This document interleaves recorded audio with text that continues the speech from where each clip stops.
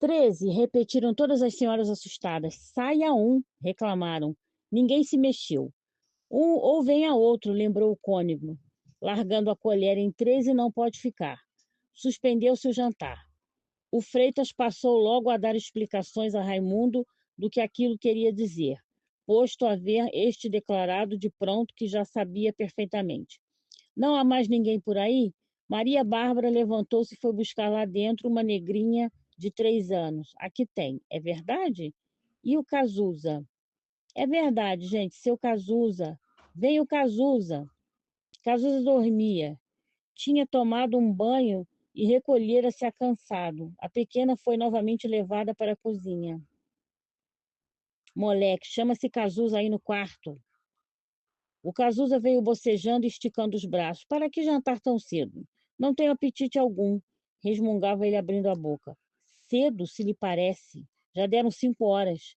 Quase que ficavas a ver navios, considerou Sebastião rindo. Olha o prejuízo. Desdenhou Amância, com um esgar de pouco caso. Tu já queres indicar comigo o coração? Depois te queixa? Mas enfim, onde me assento? O que não veja lugar. Ah, exclamou, voltando-se para a mesa pequena. Tenho-o cá, em boa companhia. Para lá, opôs-se Amância escandalizada. Venha para cá, homem de Deus, você é cá necessário.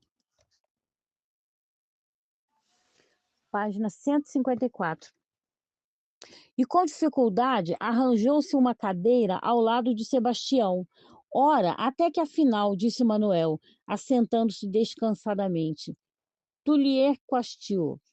E o cônego sorveu uma colherada de sopa. Fez-se silêncio por um instante, só se ouvia o arrastar das colheres do fundo do prato e os assovios dos que chuchurreavam o macarrão. O cordeiro cercava Amância e Dona Bárbara de cuidados, cuja delicadeza procurava acentuar a força de diminutivos. Uma coxinha de galinha, senhora Dona Mancinha. É um perfeito cavalheiro, segredava esta outra velha. Compare-o só com a peste do Cazuza. Não, que os rapazes de lá são mais aqueles, está provado. Tem outro acento que não tem os de cá. O senhor Serra passa-me o pires das azeitonas? É bondade. Que mais pirão? Quer mais pirão, dona Lindoca? Muito obrigado, assim chega, um tiquinho só.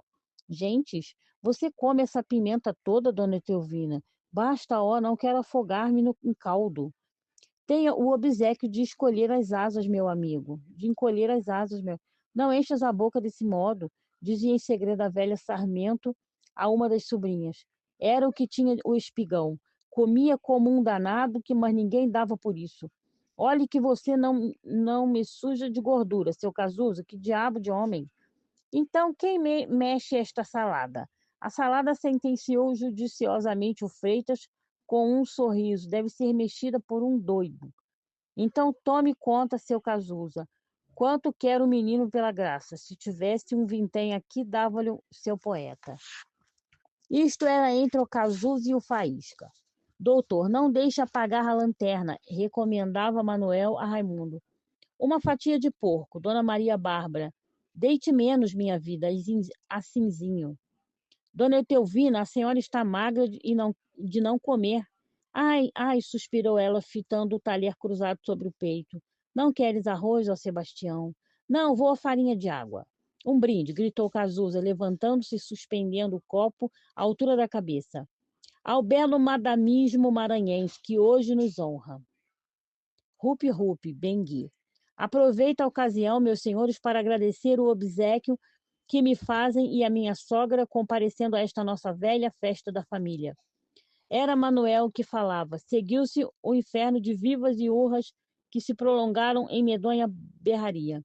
Os caixeiros do autor do brinde, já um pouco eletrizados pelo vinho, gritaram familiarmente: Viva o Manuel!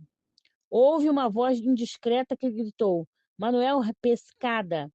Mas restabeleceu-se a ordem, e só se ouvia, além do rumor dos talheres e dos queixos, a voz avinhada do cordeiro, que gritava para sua vizinha da direita, com uma solicitude exagerada. Beba, beba, dona Mancinha.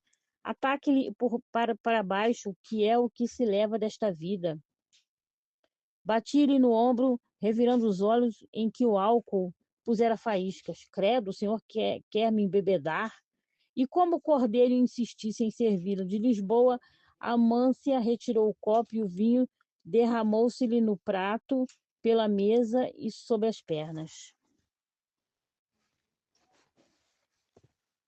Página 156. Ui! Fez ela, arredando súbito a cadeira, e gritou: Que selvageria, Virgem Santíssima! Farinha, farinha seca, dona Amância, farinha seca. Receitavam de todos os lados. O cordeiro, já pronto, tomou a cuia da farinha e despejou em cheio sobre a pobre velha, que entrou a tossir muito sufocada. Foi um gargalhadão geral e prolongado. Cruzes, valha-me Deus, com os diabos, berrou Amância, quando pôde falar e sacudir-se toda, muito enfarinhada. Arre, aqui mesmo não me sento mais. Vem cá para o meu lado, perdição, dizia Cazuza, convidando Amância entre o riso da meia mesa inteira. Se a farinha é o antídoto do vinho, cure-se agora com este, aconselhou Raimundo por pilhéria. Até você, esbravejou Amância, cega de raiva. Ora, mire-se. Quer um espelho? Preferi uma escova, minha senhora, para limpar-lhe a roupa. As gargalhadas repetiam-se já sem intervalo, contagiosamente, sem precisar de mais nada para as provocar. Vinho derramado, sinal de alegria, decidiu Freitas, preocupado em esbugar uma canela de frango, sem querer lambuzar os bigodes. Serviu-se a sobremesa e reformou-se a bebida. Veio Porto em cálices. Uma saúde, exigiu o cordeiro, mal podendo ter-se nas pernas. Criou-se logo silêncio em que se destacavam estas frases. Mal. Temos carraspana? Cabeça fraca de rapaz. Este bruto a teima em beber, forte birra. Diabo do homem não pode ir a parte alguma. Vai já tudo isto raso. Psiu, meus senhores e minhas senhoras de ambos os sexos. Eu vou beber a saúde do melhor, sim, do melhor, por que não? Do melhor patrão que todos nós temos tido, aquele que está me olhando, o Manuel Pescada. Houve um sussurro de repreensão. Ou da Silva, emendou o orador. É um homem sem aquelas, é um mel, sim, para um serviço, quer dizer, quando a gente precisa dele, pode falar que é mesmo, mas o surro aumentou. Cale-se, dizia abaixo Vila Rica, a puxar o paletó do cordeiro. Cale-se com os diabos, você está servindo de bobo. Mas berrou o espingardeiro, sem fazer caso das advertências do colega, o que não posso admitir é a porção de picardias e desaforos que ele me está a fazer constantemente. O sussurro transformou-se em um coro de protestos, que apagava os berros do orador. As moças atiravam-lhe bolas de miolo de pão. Manuelzinho, muito vermelho, possuía-se de uma hilaridade excepcional. Vila Rica puxava com ambas as mãos do paletó do cordeiro. Salte-me, rancou este, salte-me com todos os diabos, ou vou-lhe aos queixos. Meta-se lá com a sua vida e deixe-me. Quero desabafar. Sebo, não me calo, entende? Não me calo, porque não quero. Não me calo, não me calo. Sim, continuou em tom de discurso. Não admito os seus desaforos. Ainda outro dia, vivo Manuel, gritou um. Vivo, respondeu o coro. Seu Manuel, a sua. Rupa, rupa, rupa. Hip, hip, hurra. Banguê, gritou o cordeiro e quebrou o copo na mesa. É de quebrar. Só se fosse a tua cabeça, grandíssimo borracho, resmungou o Serra muito amassado. Atenção, atenção, meus senhores. Página 158. Era a voz do Faísca, acompanhada de palmas. Atenção. E tirou da algibeira uma folha de papel. Fez-se algum silêncio, e o Faísca, depois de puxar os punhos, começou a falar com uma voz aflautada, cheia de afetação, e com a minuciosa mímica dos míopes. A cabecinha inquieta, muito arrebitada, os olhos esticados, procurando alcançar o vidro das lunetas, a boca aberta e as ventas distendidas. Meus senhores, em tal dia eu não podia deixar de fazer uma poesia. É verso, declarou Bibina, a bater palmas, contente. Eu creio também que sim, que é uma poesia em verso. E por isso, continuou Faísca, calcando a luneta, que o suor fazia escorregar.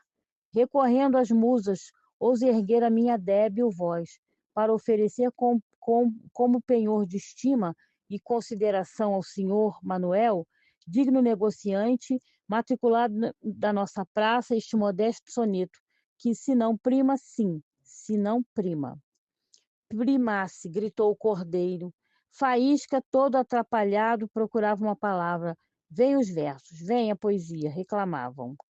Filho da antiga terra de Camões, principiou o Faísca a recitar trêmulo.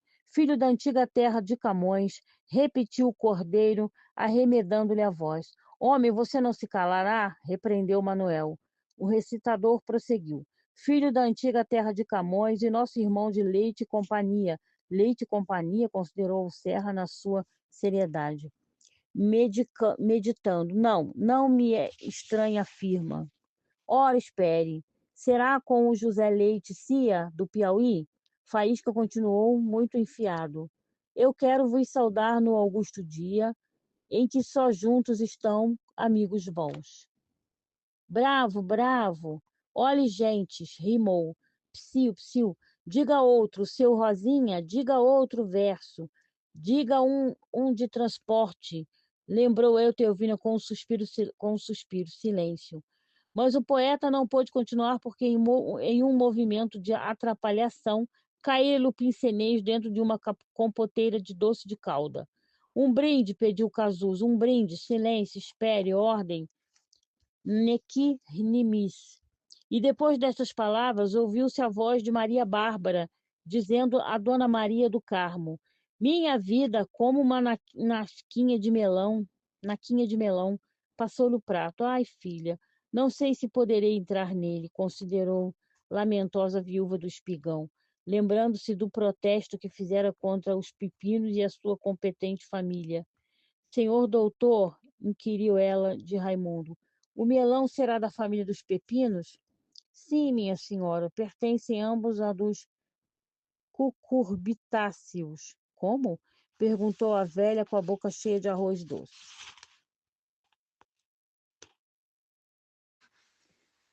Página 160. Quer dizer, explicou logo Freitas, radiante por pilhar uma ocasião de expor os seus conhecimentos. Quer dizer que é um fruto cucurbitáceo da importante família dos dicotiledôneos, segundo Jussieu, ou das calicífloras, segundo De Candolle. Fiquei na mesma com a tal família dos califorchons. Que família? Que família? O que foi que fez ela? Algum escândalo? Aposto, fariscou Amância, pensando assanhada já, sentir o cheiro de uma intriga. Quando eu digo não há em quem fiar hoje em dia. Mas quem são esses danados? Qual é a família? É a dos cucurbitáceos. Ah, são estrangeiros. Já sei. É uma família de bifes que está morando no hotel da Boa Vista. É certo, agora me lembro. Até que ainda estou outro dia, uma sujeita ruiva, deve ser mulher ou filha do tal. Como se chama mesmo? Quem, dona Mância? A senhora está fazendo uma embrulhada da nossa morte.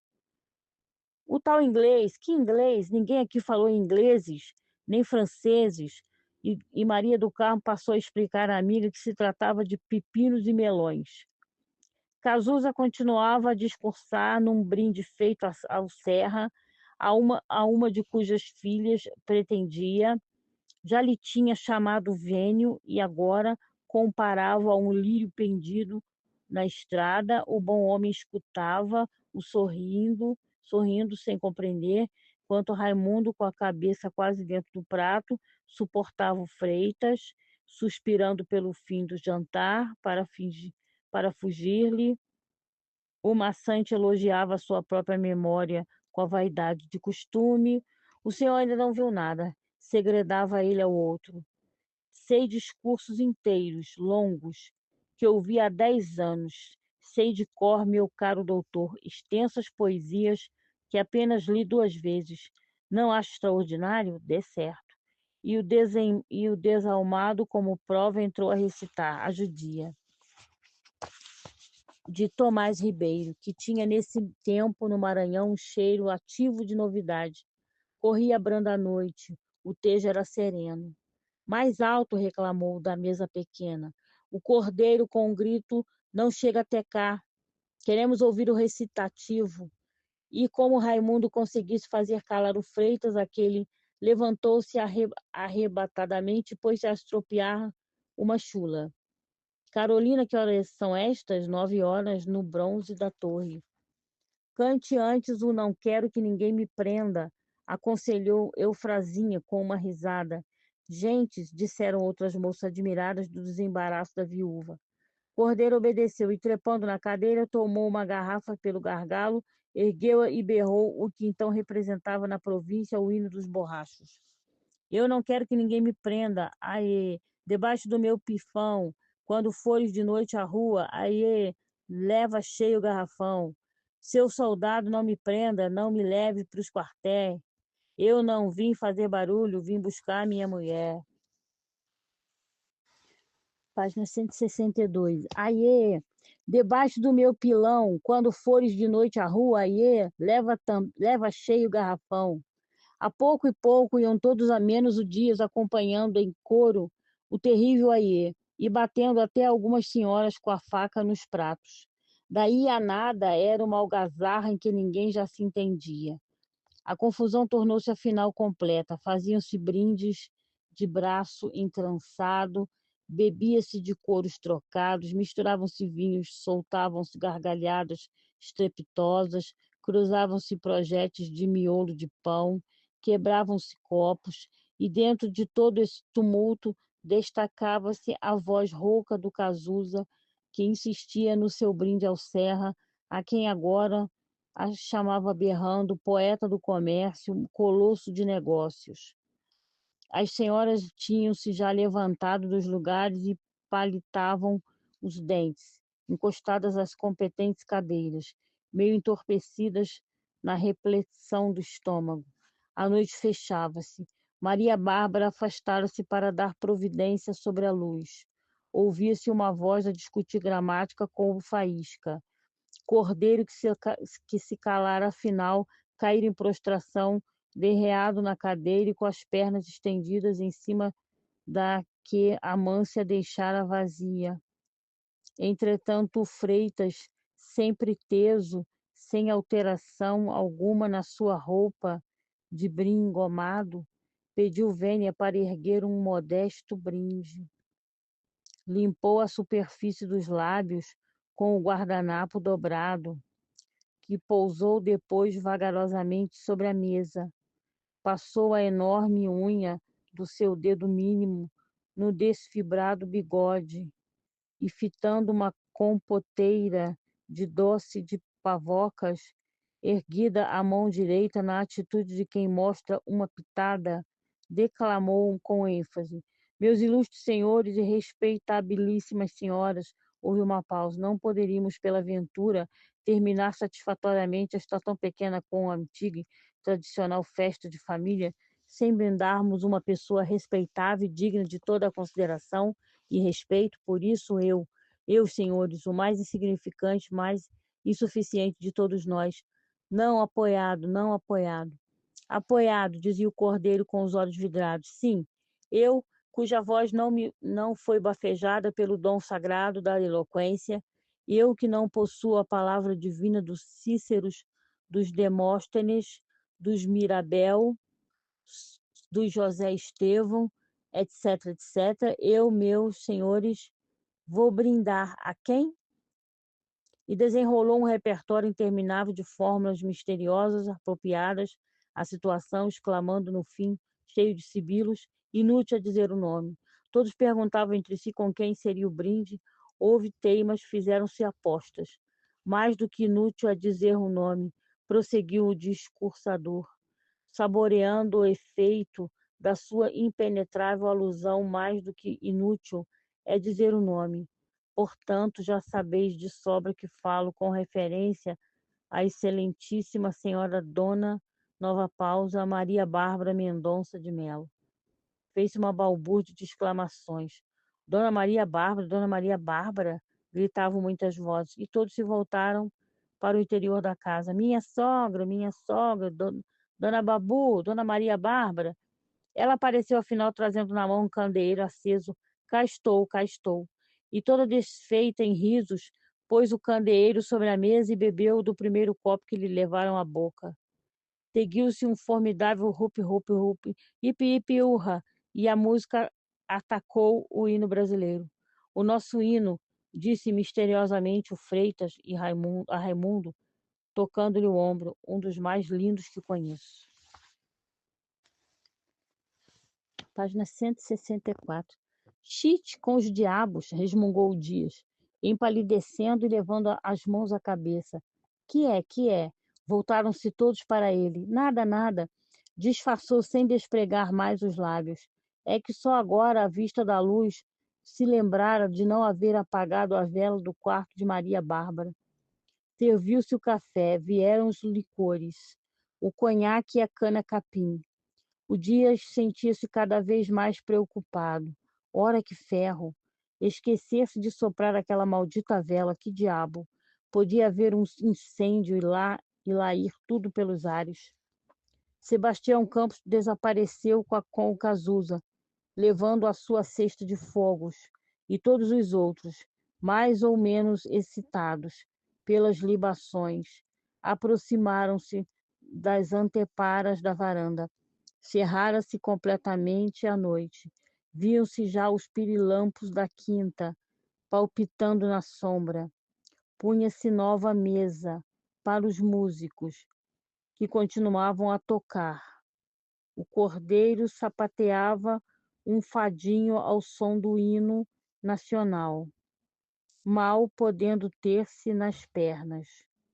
O Serra, boleando o seu respeitável ventre, foi desafiado pela gorda Lindoca, e dançaram ambos. O Serra puxou Manuel, e com o exemplo do patrão, atiraram-se também o Vila Rica e Manuelzinho, sem mais contemplações, com a rigorosa pragmática comercial. O Faísca, que era fraco da cabeça e do estômago, dava para chorar espetaculosamente, lamentando-se, com ânsias e suores frios. Dizia sentir um desgosto tremendo da vida, uma inabalável resolução de suicidar-se e uma vontade estúpida de vomitar.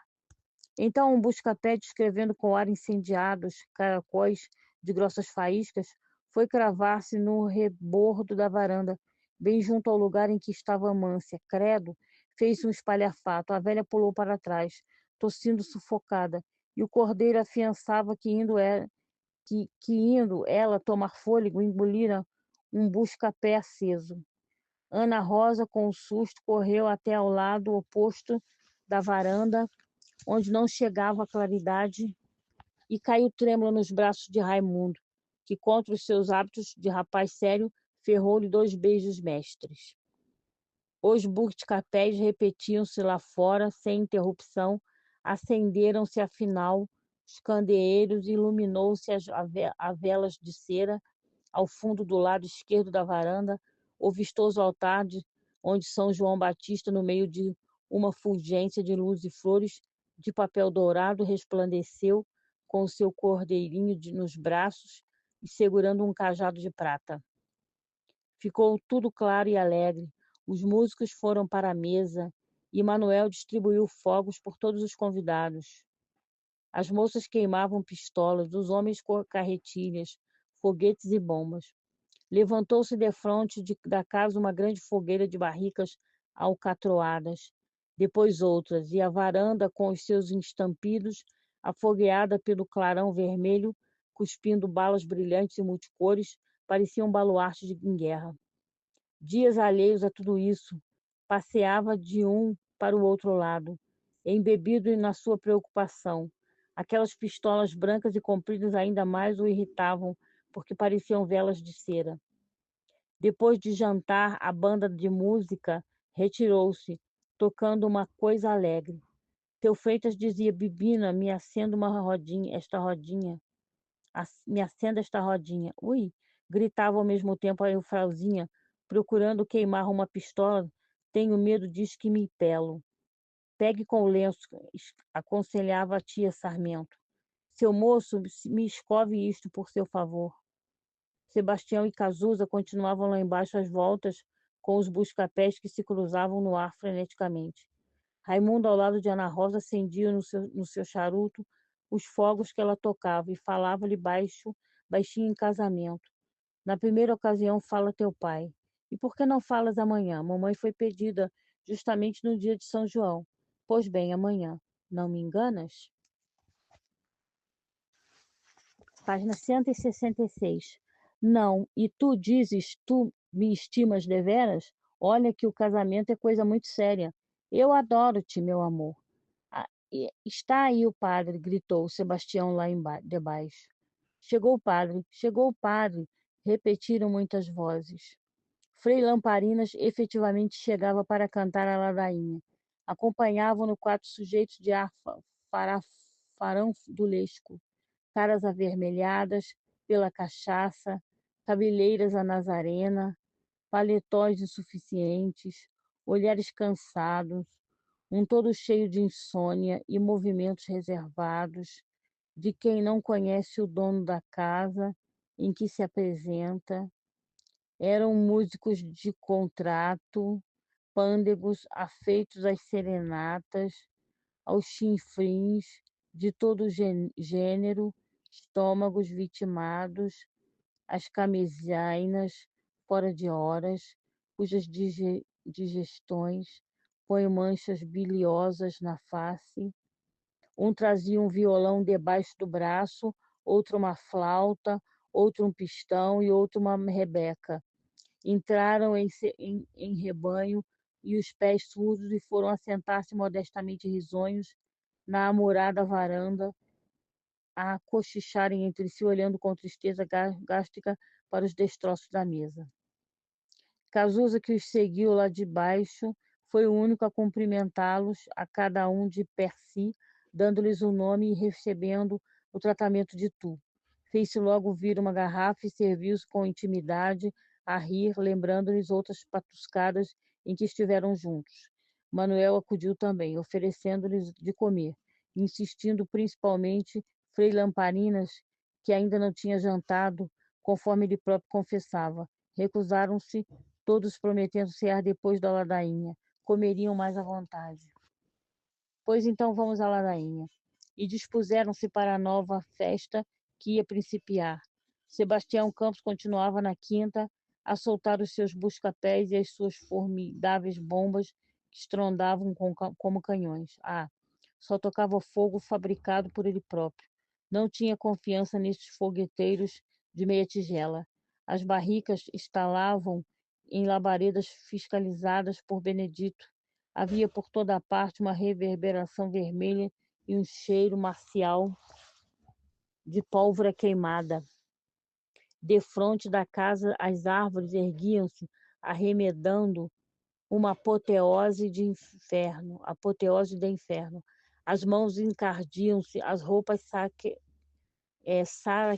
queimavam-se com faíscas. Algumas pessoas saltavam às fogueiras, outras de mão dada de braços erguidos passeavam em torno delas com solenidade, arranjando compadrescos. Quer ser minha comadre, dona Nica? Perguntou Cazuza a dona Ana Rosa. Vamos lá. E desceram a quinta. Aí, com a fogueira entre ambos, deram a mão um ao outro e passaram 3 voltas rápidas em torno das chamas, com os braços erguidos a dizer de cada vez: por São João, por São João, por São Paulo e por toda a corte do céu. Na varanda, Lamparinas dava tranquilamente no meio de um grupo a notícia de ter havido incêndio na cidade. Onde? Perguntaram assustados. Na Praia Grande. Dias sem dar uma palavra, tirou-se de carreira para a quinta e desapareceu logo na Alameda de Mangueiras. Freitas expôs a Raimundo o grande inconveniente daquele brinquedo bárbaro do fogo.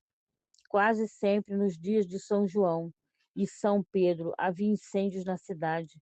Os negociantes apertados aproveitavam a ocasião para liquidar a casa. Entretanto, Serra, apontando para o lugar onde desaparecera o caixeiro de Manuel, dizia ao ouvido deste aquilo. É que é um empregado de Cruz, seu colega. Tenho inveja de você, acredite, vale quanto pesa. Lamparinas procurava tranquilizar o ânimo dos dois negociantes, declarando que o fogo era na praça do comércio e que não atingira grandes proporções. Àquela hora talvez já não houvesse vestígio dele. Varreu-se a varanda em todos os seus 4 lados. Estenderam-se esteiras de meaçabas sobre o tijolo, no lugar em que as devotas teriam de ajoelhar-se. Acenderam-se mais algumas velas no altar, onde Frei Lamparinas ia recitar a sua milésima ladainha, segundo o que nesse momento acabava de dizer o Freitas. Milésima? Perguntou Raimundo pasmado. Admira-se, hein? Vou ver o homem da unha grande. Pois olhe só, neste sítio, a julgar de um pequeno cálculo que me dei ao trabalho de fazer, tem ele engrolado nunca menos de 657 ladainhas. E, a propósito, Freitas contou minuciosamente o clássico costume daquela festa de São João. Hoje não se faz nada à vista do que já se fez, dizia. Bons regabofes tivemos no tempo do coronel, em que se faziam novenas e trezenas de São João, e era dançar para aí toda noite, sem descansar. Meu amigo, era uma brincadeirazinha que rendia seguramente meio mês de verdadeira folia. E com um ar misterioso, como quem vai fazer uma revelação de suma importância, quer que lhe diga aqui entre nós, as moças de hoje não valem as velhas daquele tempo. E o maroto cascalhou uma risada, como se houvera dito alguma coisa com graça. Os fogos continuavam ainda e os ânimos persistiam quentes, quando de improviso se abriu a porta de um quarto e o padre Lamparinas apareceu, todo paramentado, com a sua sobrepeliz nova, o livro da reza entre os dedos, os óculos montados no nariz adunco, os passos solenes, o ar cheio de religião, e arvorou-se nos degraus do altar, anunciando que ia dar começo à ladainha. Houve um prolongado rumo de saias e as mulheres ajoelharam-se defronte do padre. Do alto, contra a luz das velas de cera, desenhava-se em sombrinha o vulto do Lamparinas, anguloso, com os braços levantados para o teto, no êxtase convencional. Os homens aproximaram-se todos, à exceção do Faísca, que dormia. Alguns ajoelharam-se também, atiraram-lhe fora os charutos em meio, atiraram-se fora os charutos em meio, deixaram-se em paz os buscapés e as bombas. Correu silêncio e a voz fúnebre do lamparina chiou confusamente a tua Domine. Então não temos jaculatória? Perguntou Amância, escandalizada.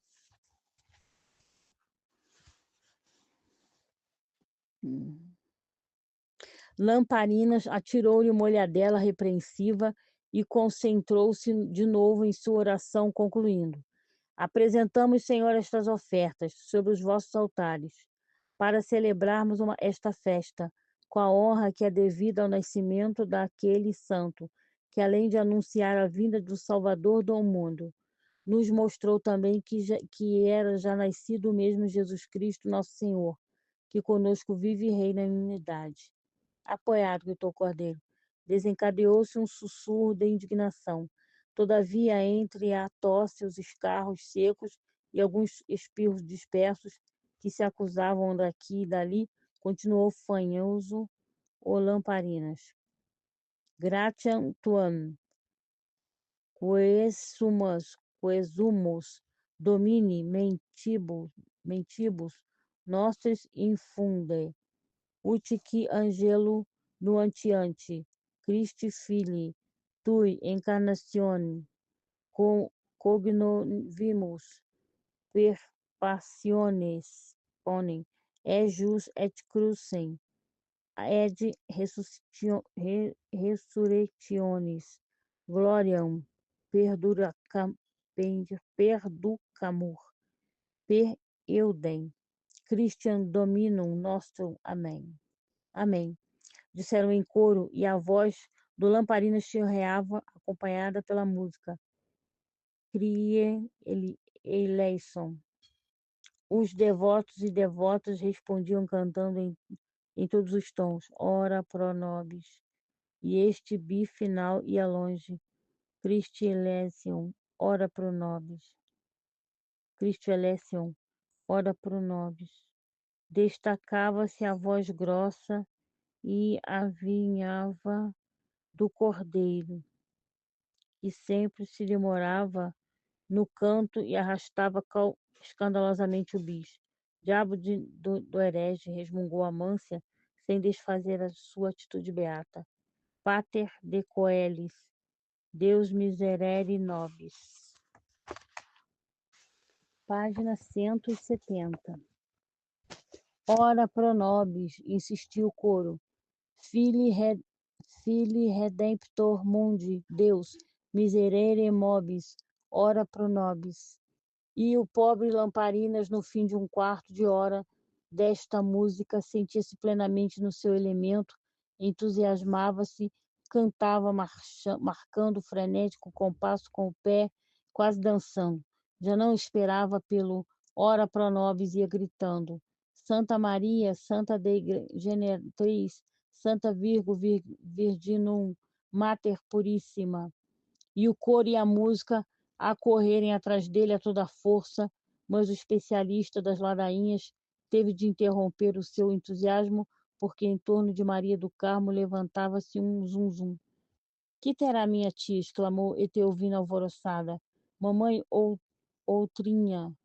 Jesus, valha-me Deus, o que é? Que foi? Que tem? Que sucedeu? Ninguém sabia. Entretanto, Maria do Carmo, ajoelhada, hirta, com o queixo enterrado entre as clavículas, tinha uma imobilidade aterradora no olhar. Credo, gritou Amância, benzendo-se.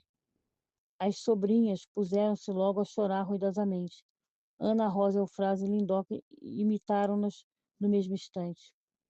Correram todos para o lugar do sinistro, os músicos com os instrumentos debaixo do braço, Lamparinas com o manuel de rezas marcado pelo indicador da mão direita. Ouvia-se roncar estranhamente o ventre de Maria do Carmo. Raimundo abriu o caminho, chegou onde ela estava, suspendeu-lhe a cabeça, e ao soltá-la de novo, uma golfada de vômito podre jorrou pelo corpo da velha. É um vólvulo, disse ele voltando a cabeça, do latim volvulus, segredou-lhe o Freitas, que o acompanhara até lá. Maria do Carmo foi carregada para o quarto. Estenderam-na em uma marquesa.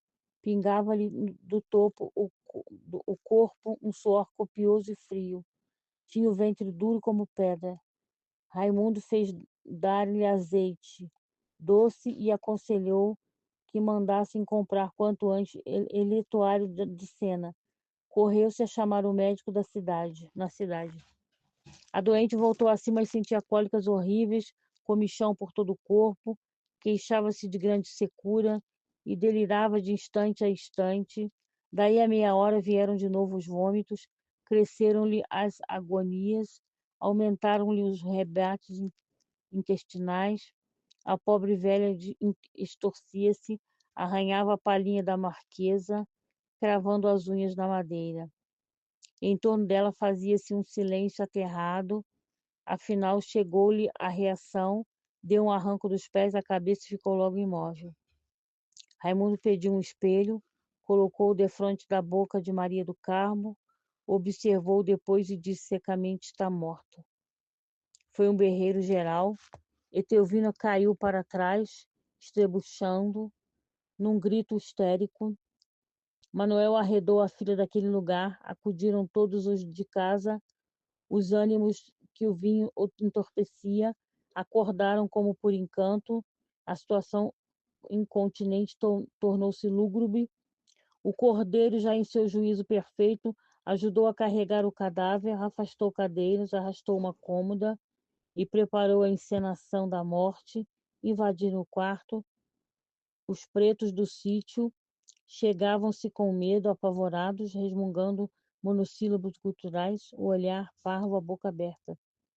Em menos de 2 horas, Maria do Carmo estava estendida em um canapé, iluminada por velas de cera, lavada, vestida de novo e penteada. Sobre a cômoda, perto dela, a inalterável imagem de São João, a imagem de São João.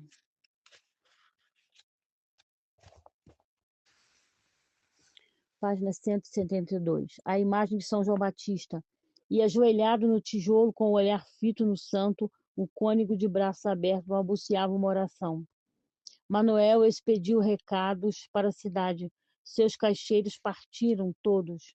Maria Bárbara fechara-se no quarto e pusera-se a rezar com desespero de beata velha. A agitação era comum. Só Amância conservava o sangue frio. Estava no seu elemento. E vinha, dava ordem, dispunha, tudo aconselhava, ralhava, chorando quando era preciso, consolando os demasiados, dizendo rezas, citando fatos, governando, repreendendo aos que não obedeciam e pondo ela mesma em prática as suas prescrições. Às 10 horas da noite, uma rede de algodão enfiada numa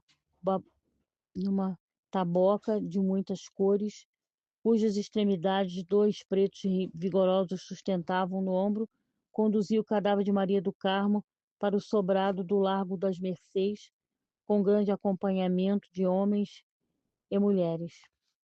Benedito ia na frente, iluminando o fúnebre cortejo à luz ruiva de um enorme archote alcatroado que ele erguia sobre a cabeça.